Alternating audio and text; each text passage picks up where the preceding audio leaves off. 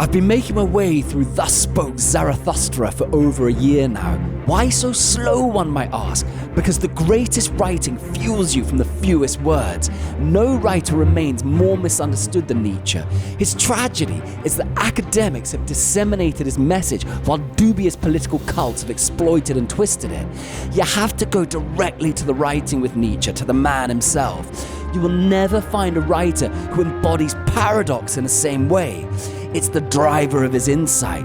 Nietzsche fearlessly engages with every idea, approaching them with a barbaric fervor, not out of sadism, but because he grasped the necessity of continuously dismantling and reconstructing the truth.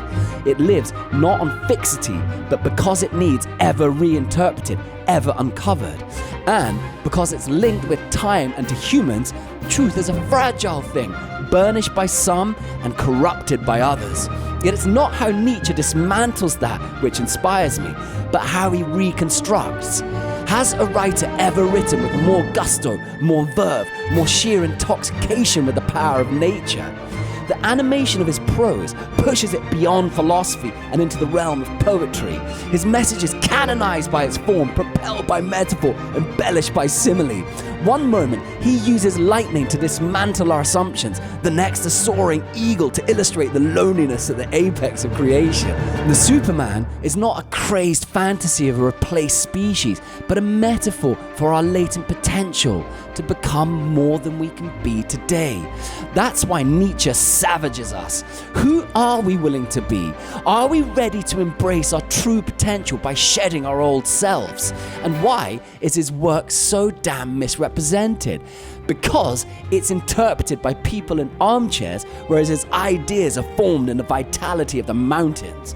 Every day, he would thrust himself into the Swiss Alps, stare into the seclusion, and wrestle with the void. And while he did so, he wrote not as a static endeavor, but during the act of grasping itself. This animation drives his interpretation of psychological space as an abyss, a vastness where the inner and the outer collide, clash, and fuse. Perhaps he came too damn close to what he saw.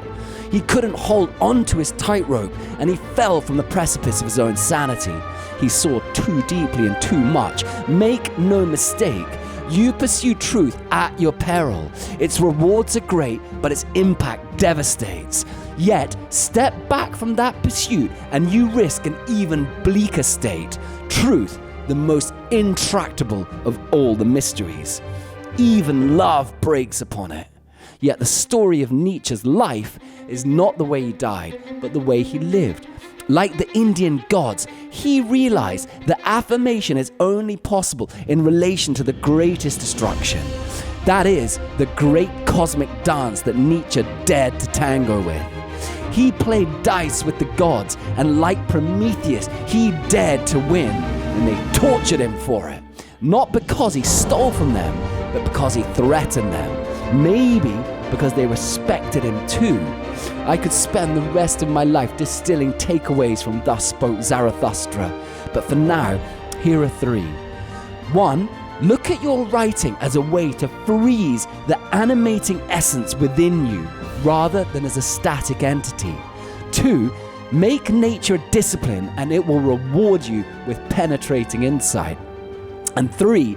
Courage is pursuing your truth while knowing that nearing it amplifies its cost. As Nietzsche said, turn it all to light and fire.